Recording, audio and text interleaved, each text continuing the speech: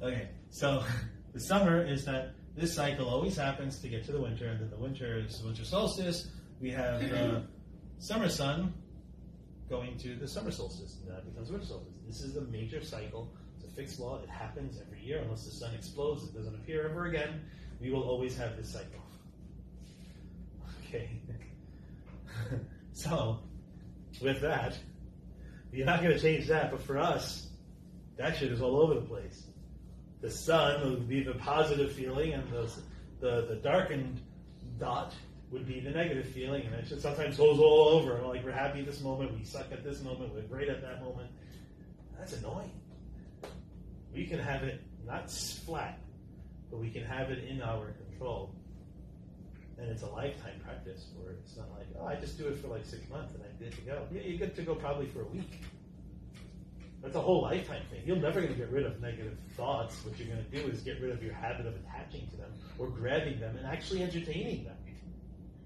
You'll have the, oh, my life sucks today. Yeah, not really. It's just like 2 seconds of, I stepped in dog shit.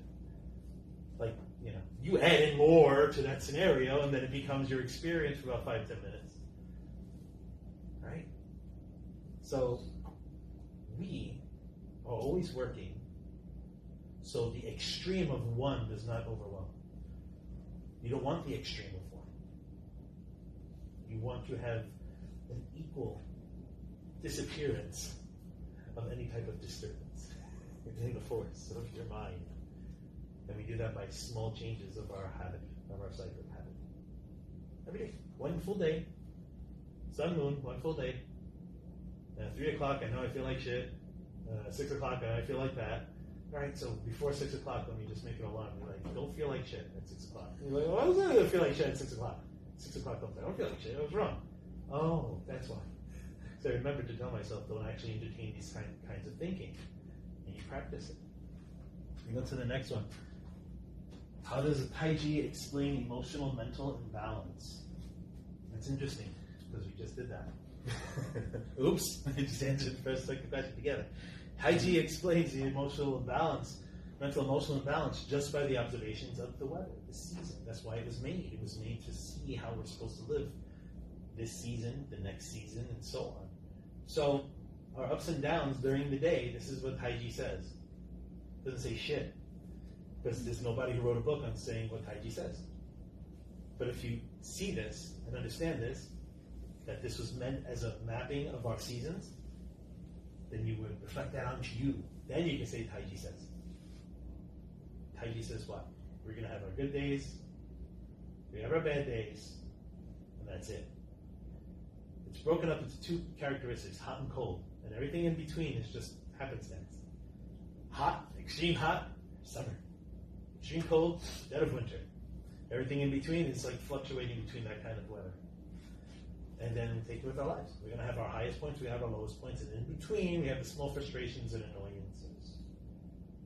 So how we deal with those and how we allow it to make major storms in our mind and in our body, well then how we deal with that is going to give us our experience. That's how we take a Tai Ji philosophy or Tai Chi observed concept, put it into our own life. It's not because you practice Tai Chi Chuan. It's just because I know how to say those things and how to apply it. Like, I've heard this all my life, but I never heard it in the way I'm explaining it to you. Because everyone who says, Tai Chi says you should A, B, C, and D, I'm like, no, where'd you hear that nonsense? Where's the book on that? Where's the research on that? And it's just not there. It's an explanation of Tai Chi Chuan, your practice that we do. And people don't go as far, they just say, when you're moving, make sure it's not too hard, not too soft, make sure you push here, your weight's distributed there, and this is what Tai Chi says. But Tai Chi never really said that, it's just observed and put into your movement that it's explained this way. So now I'm taking it and explaining it into your mental emotional development. Put this on other people too. Recognize other people's body language, their movements, their facial expressions, their emotional expressions, their talking, right? You're like, oh, they're full of shit. Or, no, they're pretty interesting. You can tell.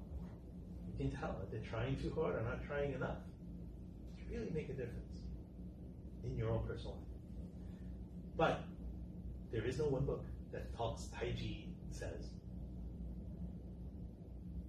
It's people making shit up, really.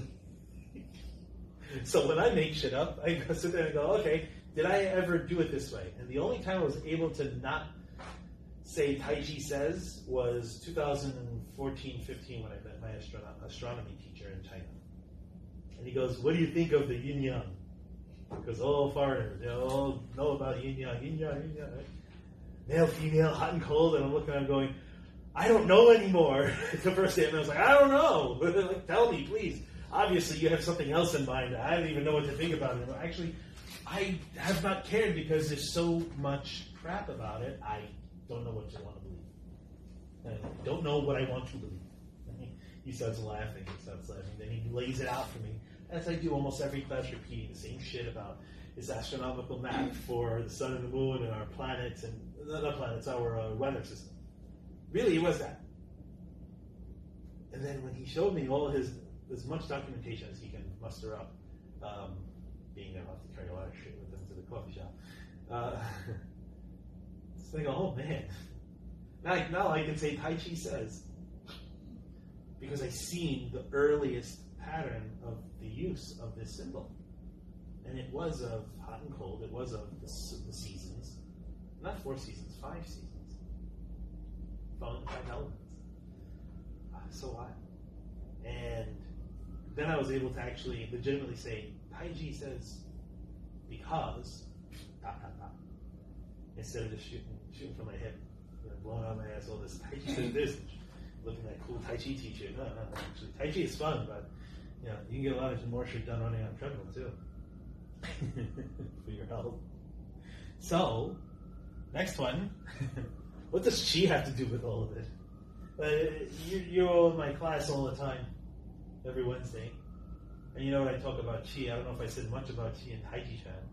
Qigong, I think I really give it a good 1-2 punch to the face. This Chi ball, this Chi.